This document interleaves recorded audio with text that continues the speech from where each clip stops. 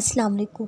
मेरे प्यारे अल्लाह, शुक्रिया हर चीज़ के लिए जो बिन मांगे आपने अता की, जो चीज़ें मेरी बेहतरी की खातिर मुझसे दूर रखी, हर आजमाइश के लिए जिसने मुझे आपकी मज़ीद करीब किया।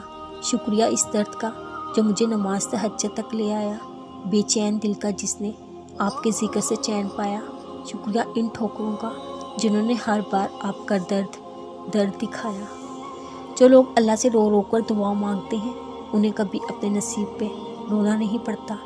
जिस रब ने तुम्हारा दिल बनाया, वो जो दिल में समाया हुआ है, वो दिल के मामलात से बेखबर तो नहीं।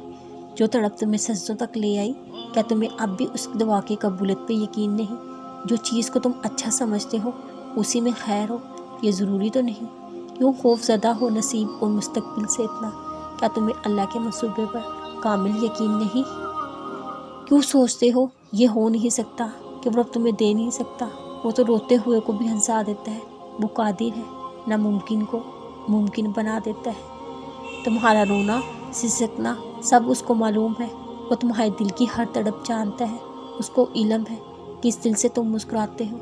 वो जानता है कितना गम इस हंसी में छुपा रखा है।